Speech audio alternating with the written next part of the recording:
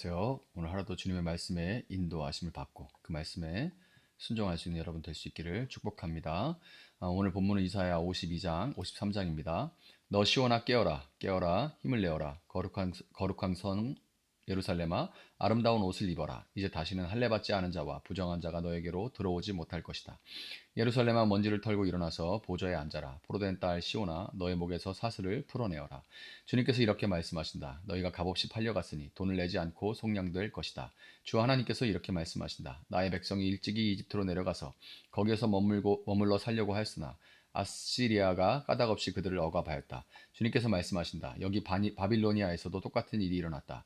나의 백성이 까닭도 없이 여기로 사로잡혀 왔고 지배자들은 그들을 조롱한다. 날마다 쉬지 않고 나의 이름을 모독하고 있으니 지금 내가 무슨 일을 하여야 하겠느냐.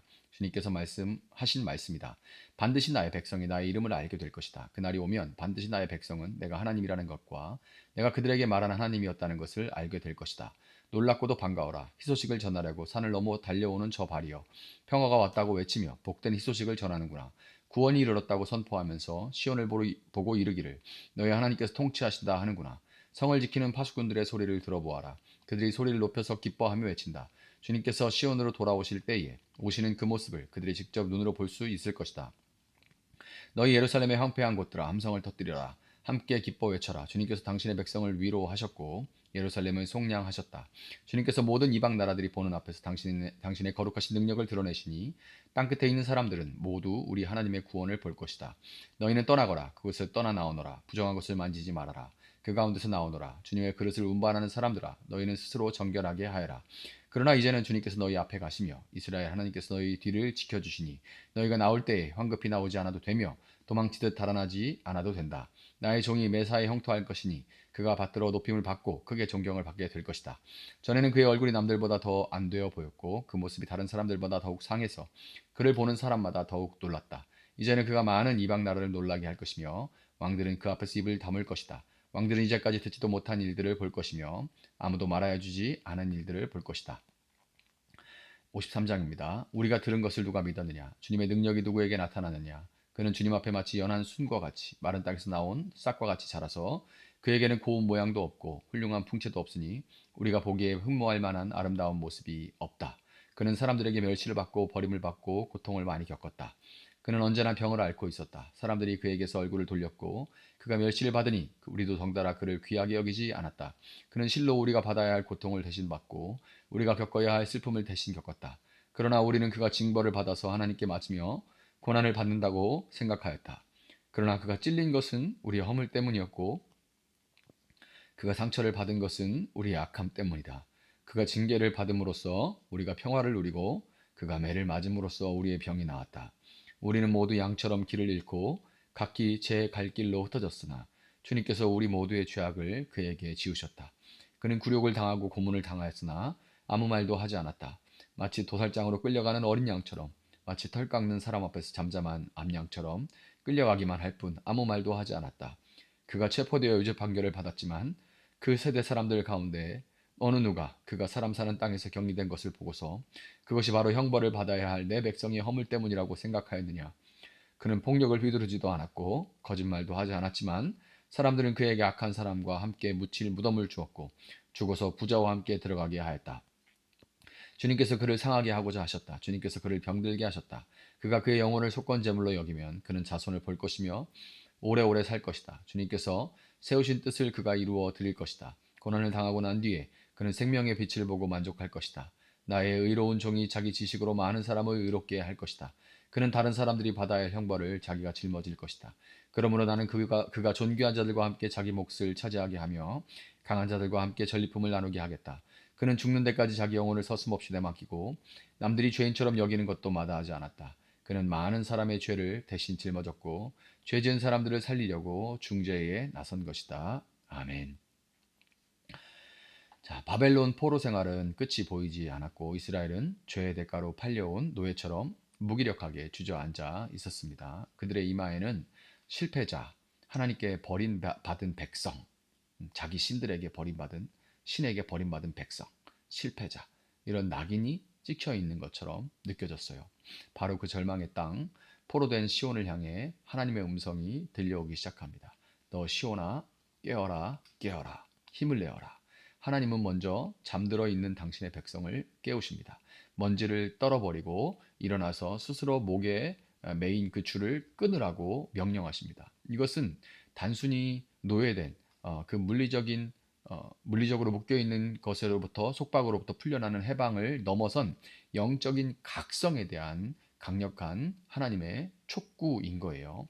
나는 이대로 죄의 노예로 살 수 없다라는 거룩한 열망, 거룩한 분노, 죄의 결박을 끊어내고 싶은 간절한 그 열망, 소원이 우리 안에서 먼저 타올라야 된다는 겁니다. 하지만 문제가 있죠. 우리는 스스로를 팔았지만 그 값을 치르고 자유를 얻을 힘이 우리에게는 없습니다. 바로 그때 하나님의 말씀이 선포되죠. 너희가 값없이 팔려갔으니 돈을 내지 않고 속량이 될 것이다. 참으로 기쁜 소식, 복음입니다. 이것이 복음이죠. 우리가 우리 자신을 포기하고 싶을 때 하나님은 우리를 절대로 포기하지 않으십니다. 그리고 마침내 저 멀리서부터 기쁜 소식을 외치며 달려오는 한 사람의 발이 보입니다. 7절 놀랍고도 반가워라 희소식을 전하려고 산을 넘어 달려오는 저 발이여 평화가 왔다고 외치며 복된 희소식을 전하는구나. 아멘. 이 아름다운 발을 가진 파수꾼은 외칩니다. 네 하나님이 통치하신다. 바벨론이 아니라 죄와 사망이 아니라 바로 우리 하나님이 왕이라는 소식, 그분이 다스린다는 소식입니다. 이 구원의 소식이 선포될 때 우리는 드디어 떠날 준비를 해야만 합니다. 11절은 명령합니다. 너희는 떠나거라. 그곳에서 떠나 나오너라. 부정한 것을 만지지 말아라. 아멘. 하나님이 우리의 구원을 이끄시지만 이걸 견인이라고 하죠. 우리 또한 여호와의 기구를 맨 레위인처럼 거룩함을 지키려는 치열한 노력, 성화를 멈추지 말아야 한다는 말입니다. 그렇다면 하나님은 도대체 어떻게 우리를 구원하신다는 말일까요? 이토록 완전하고 거룩한 구원을 이루기 위해 지금도 일반적으로 생각할 수 있는 방법은 멋진 백마를 탄 영웅이 등장해서 적을 전부 다 단칼에 제압하는 어떤 정복의 방법일 것입니다. 그렇지만 하나님이 보여주시는 구원자의 모습은 우리의 모든 예상을 산산조각 내버린, 박살내버리는 그런 방법이에요. 이사야 52장 마지막 부분은 우리를 충격적인 장면으로 안내합니다. 그 구원자, 하나님의 종은 그의 모양이 타인보다 상하고 보잘것없어서 많은 사람이 그에 대해서 놀랄 것이다 라고 말합니다.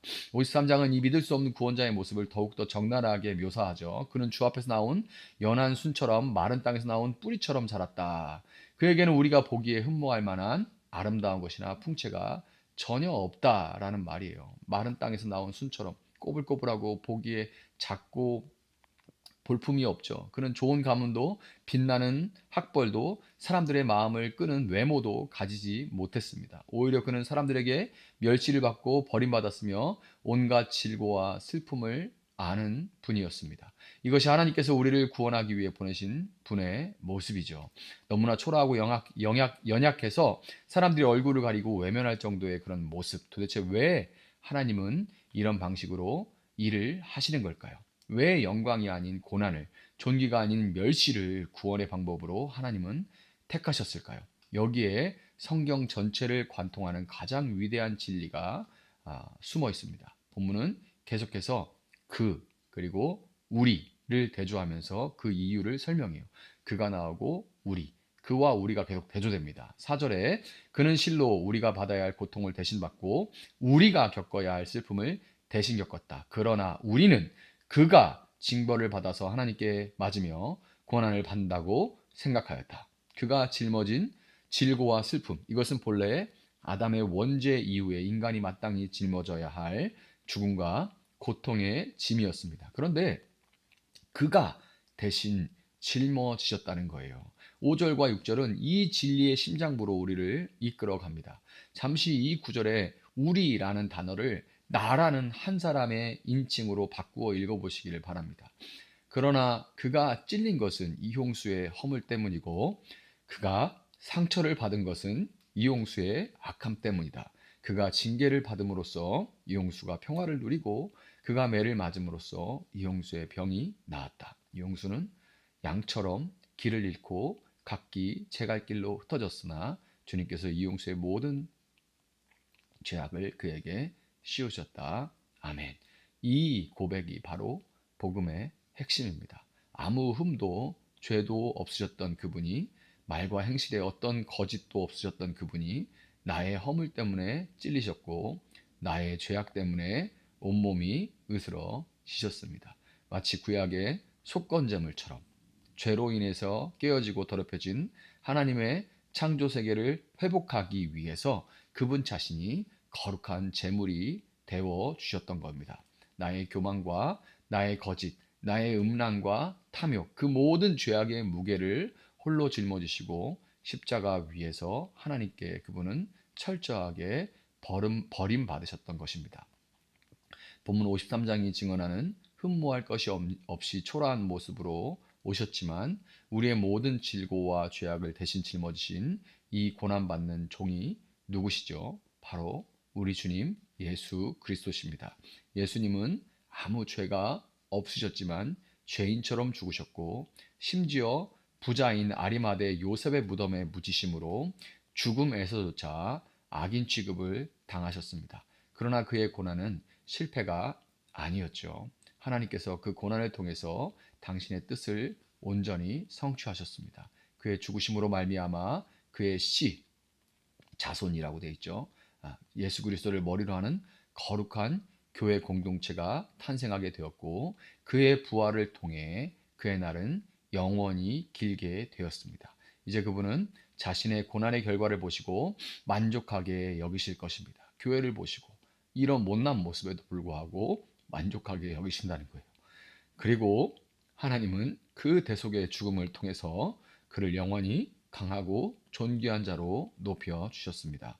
오늘 그분의 씨인 자손된 교회된 우리의 구원은 바로 이 예수 그리스도의 고난과 상처 위에 씌워져 있습니다. 우리의 평안은 그가 받으신 징계의 대가이고 우리의 온전한 나음은 그가 마신 채찍 자국에서 흘러나옵니다. 이 세상 그 어떤 것도 우리를 죄의 사슬에서 끊어낼 수 없지만 주님의 상처가 우리를 자유케 하셨습니다. 또한 하실 것입니다. 그러므로 이제 다시는 죄의 먼지 구덩이에 주저앉아 있지 않으시기를 바랍니다. 어떤 핑계도 더 이상 되지 않기를 바랍니다. 우리를 위해 모든 것을 내어주신 주님의 이름을 붙들고 일어날 수 있기를 바랍니다. 그 위대한 사랑과 구원의 소식을 전하는 아름다운 발이 되어서 아직 어둠 속에 있는 이들에게 당신의 하나님이 통치하십니다라고 힘써 전하고 외치는 저와 여러분 될 수 있기를 예수님의 이름으로 축복합니다. 잠시 기도하겠습니다. 사랑하시는 주님 감사합니다. 청년 시절 아직 예수님이 누군지도 잘 알지 못할 때에 성경을 무작정 읽어 나가다가 이사야 53장에서 저는 예수님을 그렇게 만났습니다. 양 같아서 제 갈 길로 부지런히 분주하게 가고 있었지만 어디로 가는지도 모르고 그 길이 맞는지도 제대로 알지 못하고 달려가던 그 길에서 주님께서 우리의 길이고 진리고 생명 되신다는 것을 알게 해주셨습니다. 주님 너무나 감사합니다. 이 기쁜 소식을 저와 또 저에게 전하신 것처럼 우리에게 전하여 주시니 감사합니다. 이제는 이 복음을 기쁜 소식을 이웃에게 전하는 아름다운 발이 되는 그런 삶을 살아갈 수 있도록 저희들 함께하여 주시기를 원합니다. 말의 재주나 우리가 가진 어떤 소유나 어떤 자격이나 조건 이런 것 다 넘어서서 나에게 온 그 복음을 나에게 왔던 것처럼 그렇게 누군가에게 들고 나갈 수 있는 저희들 될 수 있도록 함께하여 주시기를 원합니다.